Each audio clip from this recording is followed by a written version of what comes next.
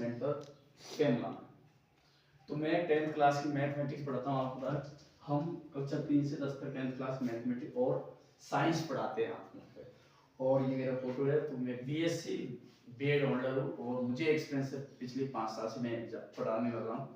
तो मैं आज आपको कक्षा 10 का एक ऐसा टॉपिक लेंगे, देखो सही है ना, मैथमेटिक्स के अंदर क्या भाई, मैथमेटिक्स के अंदर बहुत शानदार टॉपिक लेंगे अपन। उस टॉपिक का नाम होगा क्या भाई, जो इम्पोर्टेंट प्रश्न होंगे उन्हीं के ऊपर अपन चर्चा करने वाले। तो सबसे पहला प्रश्न भाई हम, जो मैंने क्लास के अंदर आपको बताया था, क्लास के अंदर बताया गया था, मैं 100 क्वेश्चन करवाने वाला हूँ इम्पोर्टेंट क्वेश्चन।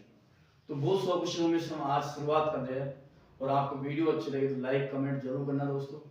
तो 100 क्वेश्चन का पहला क्वेश्चन आपकी स्क्रीन पर आता है। तो पहला क्वेश्चन टाइप था भाई एचसीएफ और एलसीएम, क्या भाई एचसीएफ और एक एलसीएम, इन दोनों से अपन एक प्रश्न लेने वाले हैं। प्रश्न बहुत शानदार अच्छा होगा। जैसे कि भाई मुझे दे दिया 3 और 12 दे दिया, कोई दो संख्या दे दी 3 और 12, इसका मुझे एलसीएम दे दिया, क्या दे दिया एचसीएफ दे दिया, मुझे एचसीएफ दे दिया कितना भाई 4 दे दिया। और मेरे से पूछा भाई यहाँ पे एलसीएम क्या होगा, क्या भाई एलसीएम क्या होगा। तो यहाँ से अपन एलसीएम निकाल सकते हैं। जैसे कि मैंने आपको बताया था कि एक फॉर्मूला लिखवाया कि एचसीएफ गुणा एलसीएम गुणा पहली संख्या गुणा दूसरी संख्या।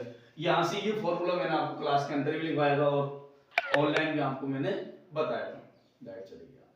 तो ये आपको मैंने बताया भाई। तो यहाँ पे अपन को एचसीएफ देगा 4 और एलसीएम कितना देगा अपन को, जो निकालना अपन को, पहली संख्या 3 और दूसरी कितनी 12 भाई। तो यहाँ से एलसीएम अपन निकाल सकते कैसे भाई, 3 गुणा 12 बटे क्या भाई 4, 4 का भाग किया तो इसमें 3 बार गया। तो यहाँ से एलसीएम जो आया वो कितना है भाई 9 निकल के आया। अब ये 9 क्या आपका भाई आंसर हो चुका है। इस प्रकार से अपन को ये कितना आया आंसर 9 आंसर निकल गया। तो इस तरीके से अपन को प्रश्न को सोल्व करना होता। इस प्रकार से पूछा भाई अपन को आवाज संख्या का गुणनफल, जैसे कि मुझे दे दिया भाई यहाँ पे भाई 36 दे दिया और एक दे दिया कितना भाई 72, इनका आवाज गुणनखंड निकालना। तो कैसे निकालते आवाज गुणनखंड भाई, यहाँ से मुझे ये 36 है, 36 से मैंने भाई सबसे पहले अपन को सबसे छोटी संख्या का भाग देना होता है। मैंने यहाँ पे 2 का भाग दिया कितना भाई 18 आया, 18 में 2 का भाग दिया तो 9 आया भाई। अब हमको पता है कि 9 में 2 का भाग नहीं जाता है, किसका भाग जाएगा 3 का।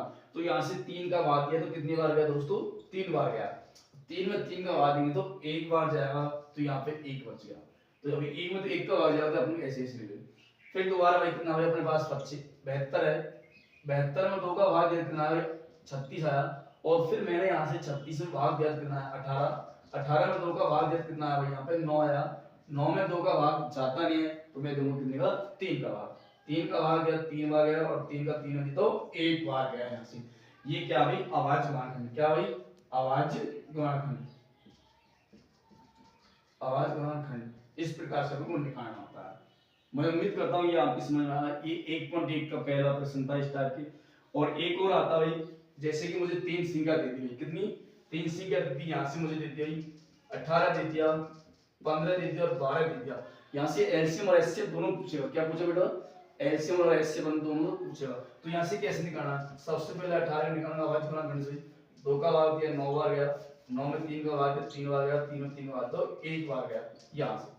फिर मैंने निकाला भाई 15 का, अब मुझे पता है 15 में 2 का भाग नहीं जाएगा कितने बार 3 का, तो 3 का भाग दिया कितने बार 5 बार, और 5 में 5 का भाग दिया तो 1 बार गया। उसके बाद 12 में मुझे पता है 12 में क्या भाई इकाई अंक क्या है इसका समय, तो समय में 2 का भाग चल जाता। तो मैंने 2 का भाग दिया कितने बार 6 बार गया, 6 में 2 का भाग दिया तो 3 बार गया, 3 में 3 का भाग दिया तो 1 बार गया। अब यहाँ से एलसीएम और एचसीएफ कैसे निकालते हैं, एलसीएम जो सबसे पहले जो कॉमन संख्या होगी इसमें जो सम में आ रहा है कितना भाई 3, देखो 3 इधर गए 3 इधर गए और 3 इधर है, तो यहाँ से 3 तो क्या हो गया इसका भाई क्या हो गया एलसीएम एचसीएफ, तो इसका एलसीएम हो जाता है, क्या होता है एलसीएम।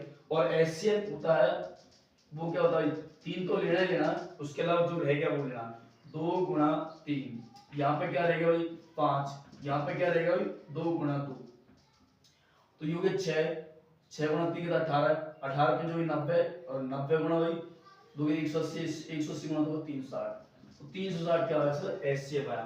तो मतलब कहने का तो 3 एक ऐसी संख्या जिससे सबने भाग जा रहा और 360 ऐसी संख्या इन सबका इसमें पूरा भाग देना। इस प्रकार से आपको प्रश्न करने थे दोस्तों। उम्मीद करते हैं आपके ये प्रश्न अच्छी तरीके से समझ में आएंगे होंगे।